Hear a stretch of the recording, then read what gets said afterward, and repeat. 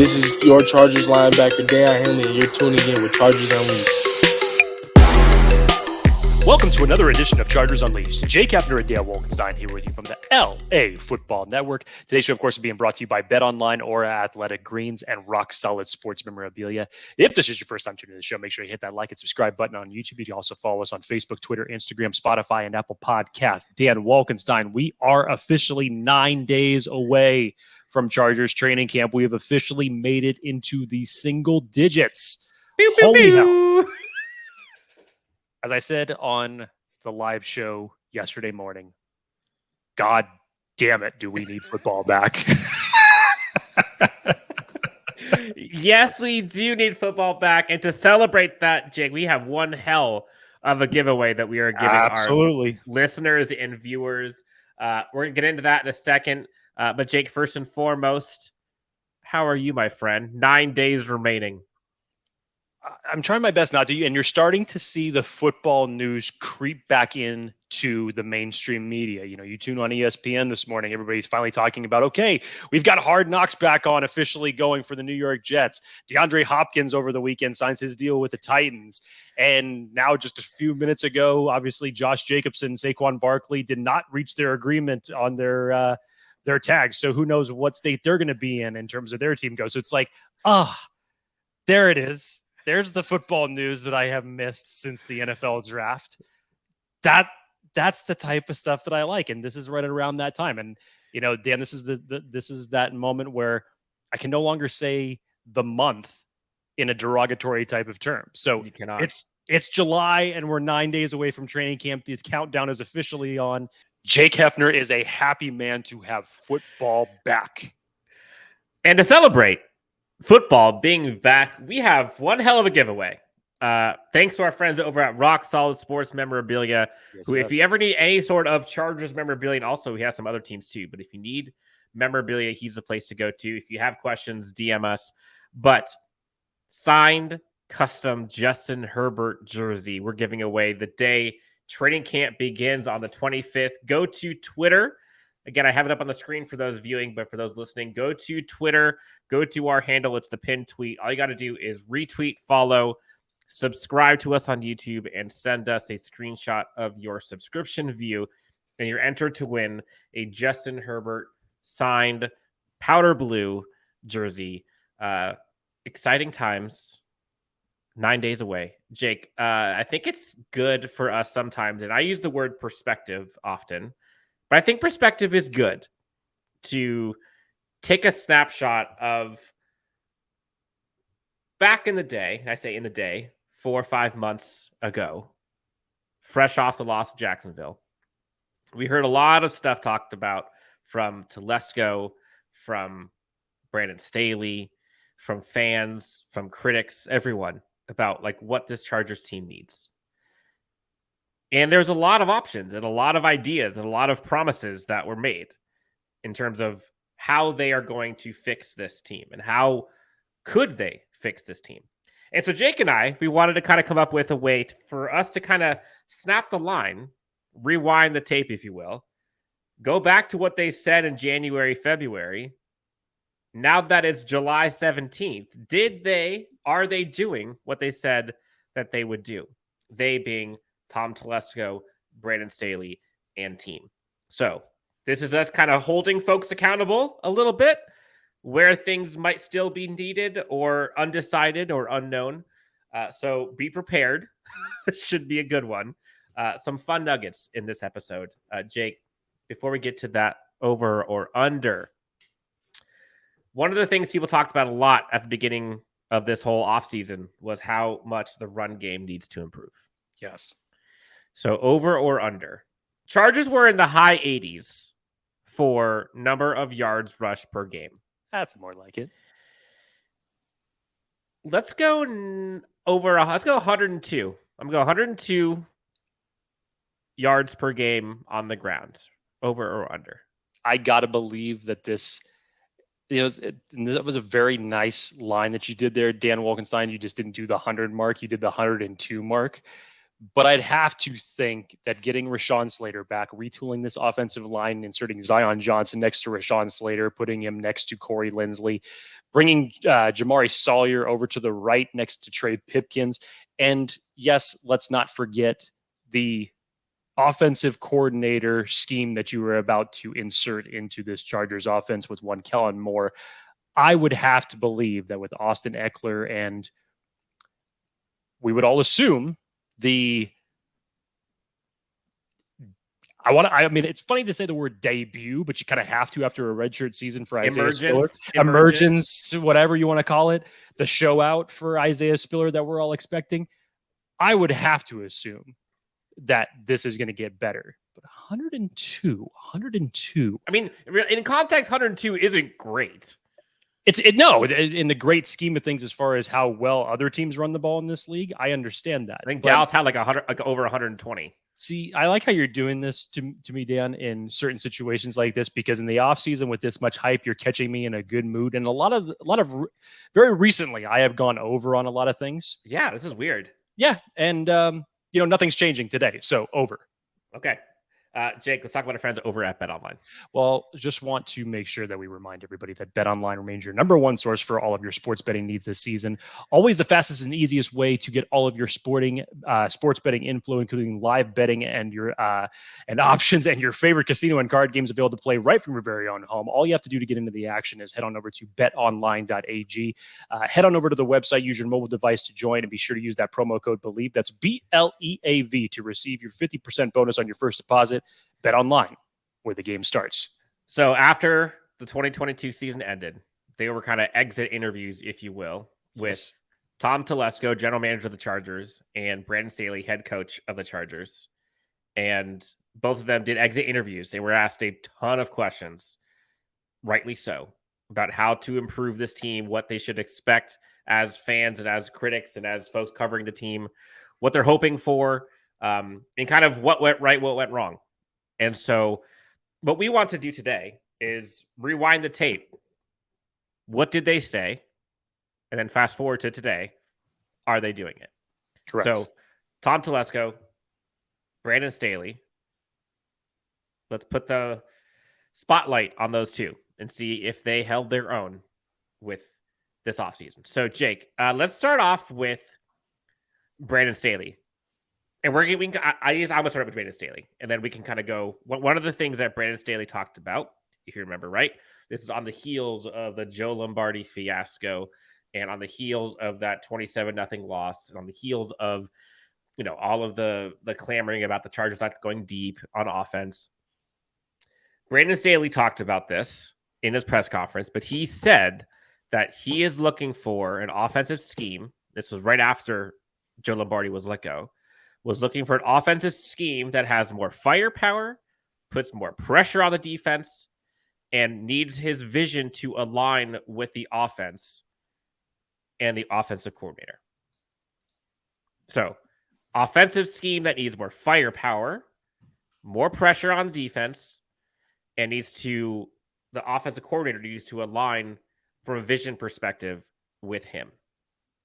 Jake, did they accomplish that? I would say so. I would say so. And remember, this, as Dan mentioned, this was just on the heels after Joe Lombardi was let go. So Kellen Moore was not even available out in the public yet. We had no idea that he was obviously going to become available and the Chargers would snap him up a short time later. But this was in the process. And Tom Telesco kind of touched on this as well, because he said at that point in time that Justin Herbert was also going to have input on who the next offensive coordinator was. So the Chargers went through interviews with Zach Robinson, with Greg Olsen, with guys like Wes Phillips, Joe Brady had also been requested for an interview at this time. So if you remember those names, these were everybody that the Chargers were interviewing before Kellen Moore became available. And in terms of those aspects, Dan, more firepower, putting pressure on the defense, improving the run game. Yeah, I think Kellen Moore qualifies in all of that. Dan put up his stat yesterday during the live show, and I know that he tweeted it out last week. You could see the difference in the production that he had created in Dallas. And especially if we're just talking about two halves of football, Dallas was the 9th highest in points per game in the first half. And then in the second half, Dallas was number 1. So, yeah, I'd say that does, scoring points, believe it or not, a philosophy. It's like I thought that yesterday during when we were talking about the live show, it just seems like such a simple line. It's something like Joe Madden or John Madden would say, where it's just like, yeah, the team that scores the most points at the end of the game, that's going to be the team that's going to end up winning the game. Probably going to win. So it's just like, hey, what a philosophy. But yes, you mentioned on the second part of that, the run game needs to improve. And I think Telesco and Staley both talked about the importance. And you see, again, I think that the Cowboys last year had roughly 50 more yards per game on the ground than the Chargers did. And you talk about Pollard and Zeke, and now Zeke's still available, but you got Eckler, and can Isaiah Spiller be that? But the scheme fit specifically to fix this run game is in place with Kellen Moore. And then the vision we talked about, or Brandon Staley talked about that needing to align. Him and Kellen Moore, again, remember, this goes back to last training camp. You and I were there. They had the joint practices together. That's when Kellen Moore and him kind of got connected at first. And they saw the number of similarities and clicked immediately. And that vision, that innovation that you see, that you've seen from Brandon Staley on defense. Again, everyone wants to talk smack about the defense and how bad it's been, but there have been glimpses of genius. Go back to that Dolphins game, for example. Kellen Moore, same thing on offense. Like, he's that good. We're talking about someone who's probably a head coach next year, regardless. Now, it is kind of wild when you say, did they do this? Like, did they get more firepower? Did they put more pressure on the defense? Like, imagine the dichotomy of going from an offense that puts up the 28th most points in the second half and going from that to the offense that puts up the number 1 points in the NFL in the second half. And like, does that bring more pressure? Like, hell yes, it does. When your offense is not scoring, there is no pressure on the opposing team. When your offense is scoring, it puts more pressure on the opposing team. And when you're the most scored team in the NFL, highest scoring team in the NFL, that's pressure. That's innovation. All that stuff's been widely talked about. So on that mark, I say check, check, check. Absolutely. Now, one other one, Jake, that I thought was interesting was Brandon Staley talked about this, and I believe this kind of goes into the running game theme, is Brandon Staley talked about one of the areas of opportunity that really needs to get solved for is in the offensive line. And they need to add more physicality and finesse, and they need more motion on offense, and they need to fix the running game. And then he also acknowledged that there's a lack of technique and line of scrimmage fundamentals. And you and I, Jake, we had talked about this like last year, how like that was something glaring where this offensive line just seems so stagnant, especially in the run game. And then you snap the line, go look at what Kellen Moore does and what that Dallas run game looked like. Did they do this one? Again, it's early. We haven't seen it on the field yet, but the steps that they've taken to solve that, do you feel like they have owned that? It's a little bit hard to assess this. And I only say that because this is going to be the first year that we're going to see these 5 offensive linemen playing together. When I say that, I'm talking about Rashawn Slater next to Zion Johnson, who's in between Corey Linsley, and then obviously moving Jamari Sawyer over from left tackle to right guard next to Trey Pipkins, who very much improved last year in a contract year for himself. And I'm glad you brought this up because Trey Pipkins and Jamari Sawyer were 2 players that Tom Telesco praised in his press conference as well, basically saying Jamari Sawyer saved us, which he did when Rashawn Slater went down last year.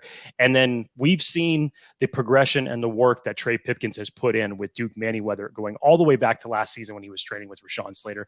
You saw how much better this offensive line was when he was on the field as opposed to when Foster Sorrell was out there.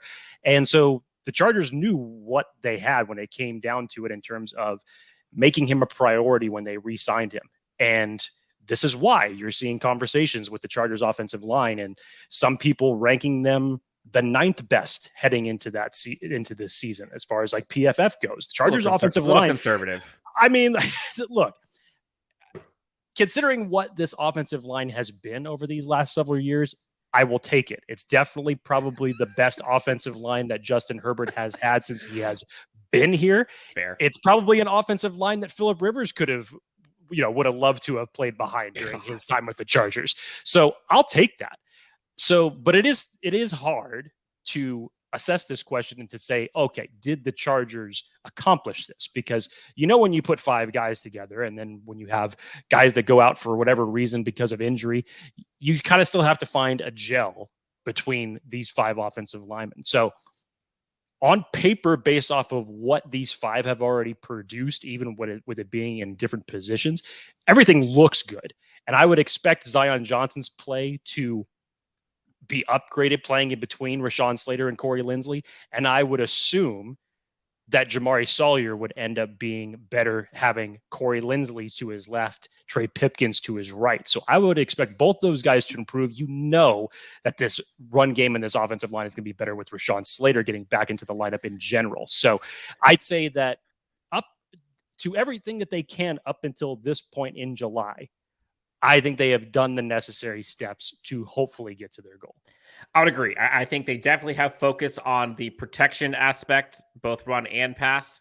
I think the offensive line has gotten beefed up. They even brought in folks to kind of bring in the depth of that and raise the underbelly a bit. Jake, speaking of protection, talk about something that needs to get protected, which is your identity. Yes. Let's talk about our friends over at Aura. Please give us 53 seconds every time. Listen to us talk about Aura, why it's important for you to go to aura.com/Chargers Unleashed and check out how you can improve your personal data protection with Aura.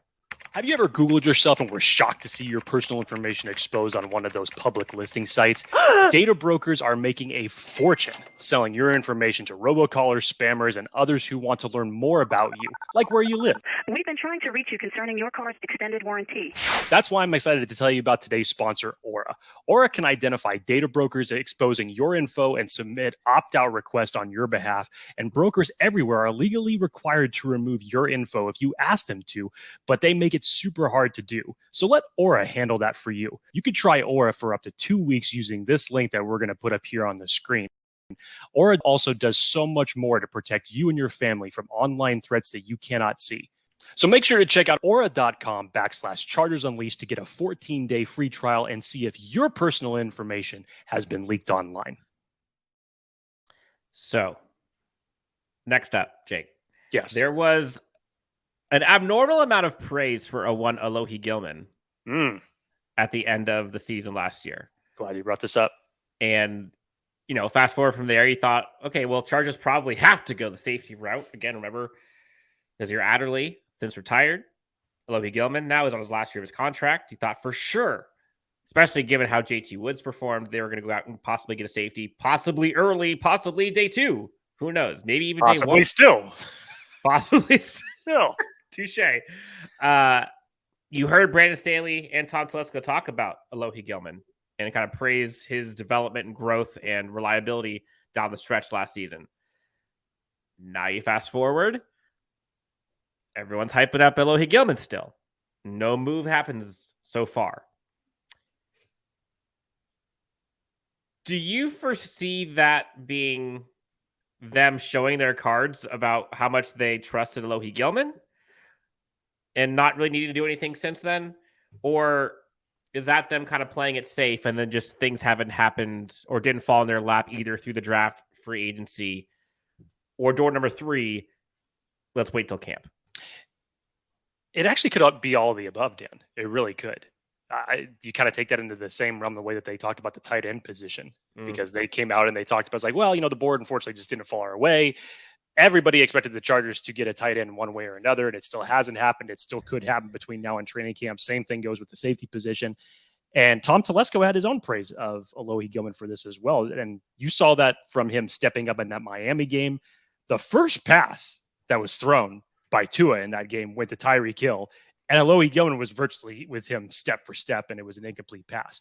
So, and we already kind of knew before even Nasir Adderley ended up announcing his retirement that we already assumed that the Chargers were going to move on from him after the season. Unfortunately, they just weren't to put together everything that we thought was going to be between the duo between Derwin James and Nasir Adderley and be that free safety, strong safety combo that we had all hoped for.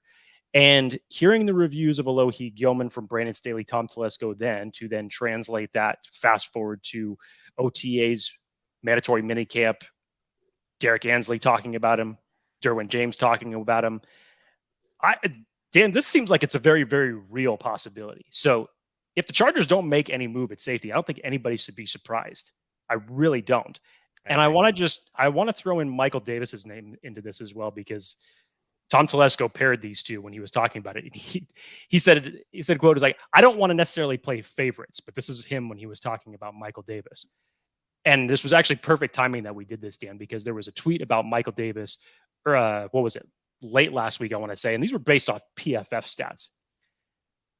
Michael Davis feels like he's kind of the forgotten man in this secondary, because obviously everything's hyped up now with J.C. Jackson coming back. We've seen how Asante Samuel has continued to grow and develop. You get a little bit of the rookie emergence of Jasir Taylor. Michael Davis, according to PFF, Dan, 5th in forced incompletions, 15th in fewest yards per completion, and 12th lowest quarterback rate. 15 forced incompletions. I think if I remember correctly, he had 14 last year that he finished with. And then 15th fewest yards per completion and 12th lowest quarterback rate when he was targeted against. Talk about an underrated asset of your secondary. And it's funny because it's kind of all been quiet on the Western Front as it relates to Michael Davis. But I remember last year, there was a lot of talk about, where the Chargers are going to move on from him.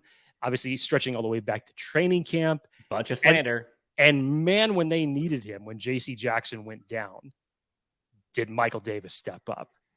And so what an asset to have still in your backfield the way that you have it now. I don't know what's going to happen as far as the future goes, Dan, but you feel like if you can finally get this combination with J.C. Jackson, Asante Samuel Jr., and Michael Davis to finally come together, that is a lethal trio that you could have as far as your cornerback groups goes. If Asante Samuel Jr. just stays as is, if Michael Davis can just stay as is from a year ago, and then J.C. Jackson just stays as he was in New England, no hyperbole, that's the best secondary in the NFL. If you add Derwin James to that, I don't care who your other safety is. That's the best secondary in the NFL. Maybe I won't go as far as to say best secondary in the NFL. Who is better than that? But I'll say that has the potential to be top 5 easy. Easy. Okay. It feels like forever ago, Jake, when we were talking about, and fans, critics, pundits, everyone was talking about how slow this Chargers offense was. Oh, God, yes.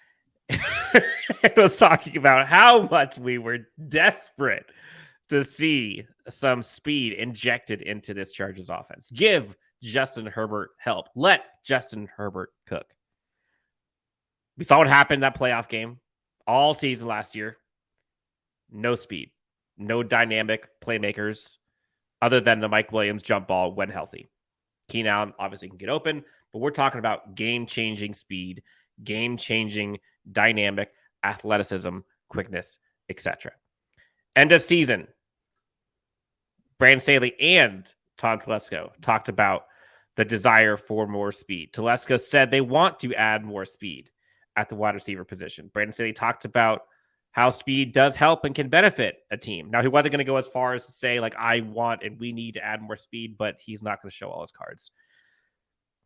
But they knew the team needed to add more speed.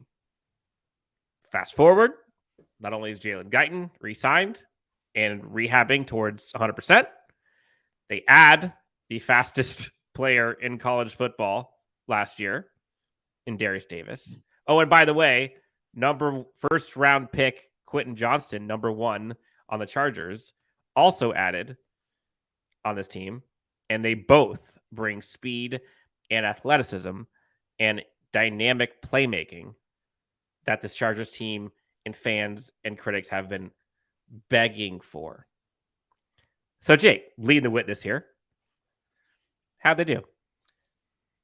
I want to just correct you on one thing, Dan, because you talked about the window of time between Us, fellow podcasters, media alike, had been talking about this very same thing, that the Chargers needed to add speed to this offense. It wasn't just this offseason. Go all the way back 2 off seasons ago when everybody expected the Chargers to select a wide receiver in that draft and add speed to it. That was back with Jameson Williams and Jalen Waddle. Right. And that did not end up materializing. Oh, it feels like we've been waiting almost a century for something like this. And I applaud Tom Telesco and Brandon Staley for this. And especially just now, as we were talking about yesterday, with what you've seen, even in a small sample size from Quentin Johnston, what Darius Davis is going to be able to inject into this offense, probably even more notably on special teams as a return man, which you obviously need to improve in that stat as well. Dan, you talked about the fastest guy in college football. How about the best the returner in terms of statistically goes in college football as well? That's a big get. And I would love to see a jet sweep work in the Chargers' favor. And what better player to do that than Darius Davis? So yes, in terms of getting speed, I'd say that the Chargers' plan came to fruition. It may not have been with the people that some people were expecting the Chargers to take if we were talking about receivers. You know, you go back to the Zay Flowers or whatever. But in terms of adding fast weapons to this receiving core that has been lacking for so long, and in a way, because Jalen Guyton only played 3 games last year before he went down with an injury, you're essentially getting that speed back too. So re-signing him, I thought was a very just under the radar. You know, some people probably would have said, ho hum, Jalen Guyton's back, but that's just another speed element that is still with this team.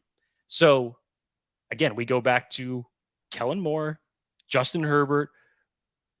What's this offense going to look like when we all expect them to keep those top 6 as far as wide receivers goes? What type of formations are we going to see? Are we finally going to see 5 receivers out there that we've been clamoring for, much like we see Buffalo do, much like we see Kansas City do, Philly 5 do? wide receivers that we want to see out there? Good Lord. I mean, yes, I would say 100% they did that. I would agree. I don't have to say anything more. You're totally right. One question, Jake, that you and I both had that I think everybody was hoping for, it was so frustrated that we didn't get to see last year, was like, can we get someone in here that can help kind of unleash and uncork Justin Herbert? Like, can we get a scheme in here that can let Justin be Justin? Like, let him roll out. Let him be dynamic. Don't make him just kind of sit in the pocket and dissect, which he can do, but he could do so much more. And like, can we allow him to be as dynamic as he can be? And when I say dynamic, I say, look at what Josh Allen does for that team on the field with your eyes. Look at how much he does. Look at Patrick Mahomes and how much he does. Go back and look at Jalen Hurts and look what he does. Look at Joe Burrow. Look what he does. And what they're allowed to do, I think, is probably the better lens. Like, take the handcuffs was basically, please take the handcuffs off. I think Kellen Moore does that. Like, I know it's early. We haven't seen a snap. We haven't even seen training camp yet. We haven't seen anything. But given the history and given kind of the innovation that we've seen from Kellen Moore since he's been at Boise State, really, I think we're going to see that. I think this is going to be the most fun Justin Herbert we'll see to date, more so than the rookie season. What say you? And there's a lot of reasons why this may not have happened last year, either by offensive scheme or by the injuries that Justin Herbert, sustained early on in the season. But you don't have to go any further than to look up Justin Herbert's stats when he becomes mobile. They are ridiculous when Justin Herbert gets out of the pocket. I'm not talking about running the football, which Justin Herbert is more than capable of doing. I'm talking about when he's on bootlegs and how accurate he is at throwing the football. You go back to that rookie season and how they were utilizing him then. And you're just like, this guy is insane on the run to have that type of accuracy, to get outside the pocket and throw the way that he can. And this was, like you said, a lot of frustrating times during the season where the Chargers kind of just were drawing up a quote unquote vanilla offense. there felt like there wasn't any creativity in it to it. There wasn't any tactical ways to try to confuse the defense and get somebody in one-on-one coverage and open the field up for Justin Herbert. So do I think that Kellen Moore is going to do that based off of what he did in 4 years in Dallas with Dak Prescott and how they utilized him in that scheme? I think you're going to get the best version of Justin Herbert. Yes, I 100% agree with you on that. Because of everything that Justin Herbert has learned, because the weapons that you have around him, and this offensive scheme, I don't see any reason why Justin Herbert cannot be, as some analysts like to put out in their rankings today, the top 5 quarterbacks in the league. He should 100% earn that ranking this season in this offense. Last one from me. I think, Jake, one of the things that we saw, and as much as we would love to see Justin Herbert be Superman and take over, I think what is important, and we heard Tom Telesco and Brandon Staley talk about this at the end of the season, we talk about the importance of balance on offense. And last year, they just went and were way skewed towards unbalanced offense. Rushing play percentage, Jake, last year, the Chargers were 31st in the NFL. They ran the ball second least in the entire NFL at just under 35% of the time. Dallas, ninth most, 47.3%. Now, you look at some of the best teams in the NFL, Jake, these are all folks in the top, let's just say top 10, okay? San Francisco in the top 10, Philadelphia in the top 10, Baltimore in the top 10, Dallas top 10. Good company. Now, you look at the bottom half, right? Now, Kansas City, 38%. Miami, 38%. Kansas City was 25th, Miami 26th. 28th was Cincinnati, 37.71. Now, both sides of the spectrum can be good, but you can't be that skewed. You just can't be.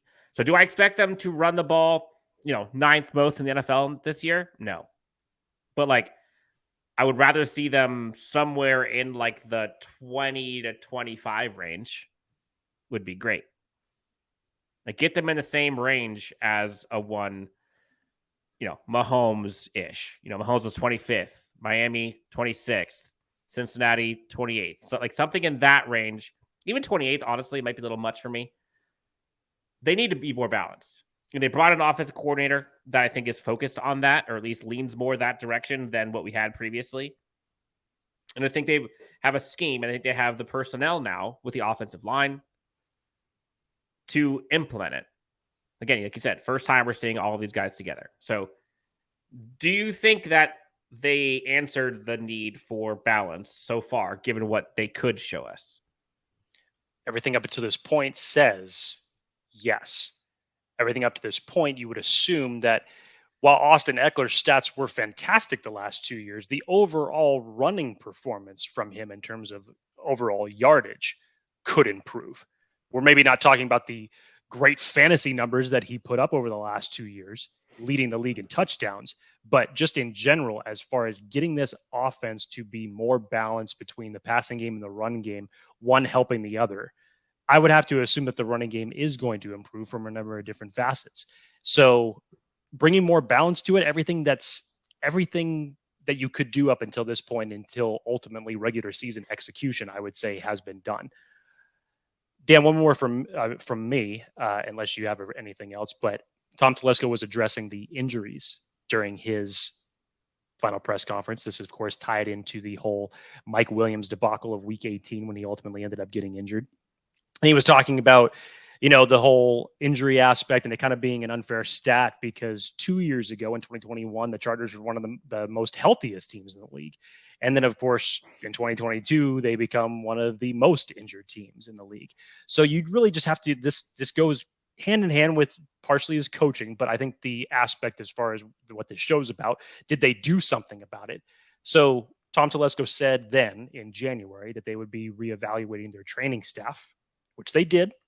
And they ultimately ended up making some changes. So they ended up moving on from Damian Mitchell, who had been with the organization for 24 years, spent 6 years as the athletic trainer. They ended up promoting Marco Zucconi to Director of Player Health and Performance. And then they brought in Sal Lopez, who was the athletic trainer for the Tennessee Titans for 5 seasons. So again, does that mean that that's going to equal an injury-free Chargers team? Not at all. But in terms of at least being accountable, looking at some situation to say, okay, we need to find a different thing here to make this work, to hopefully make this better. I think the Chargers making that move, and it kind of flew under the radar. That promotion actually happened fairly recently. It was actually just last month that they did that. Yeah.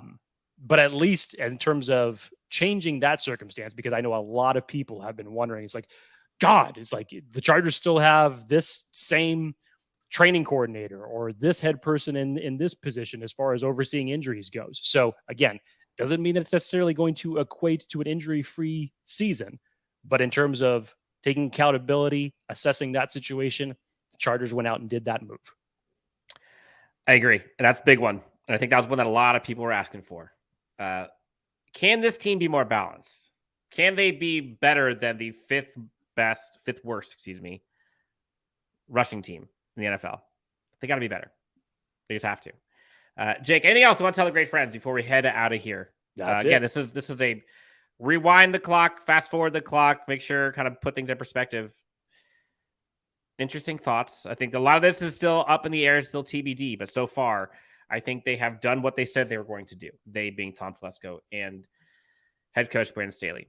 Pivotal year. We've talked about this many times. Extremely important. This is a franchise-altering year for the Los Angeles Chargers. We'll be here every step of the way. That's going to do it for Chargers Unleashed. For Jake Hefner, Dan Wolkenstein, we'll talk to you guys next time. See you later.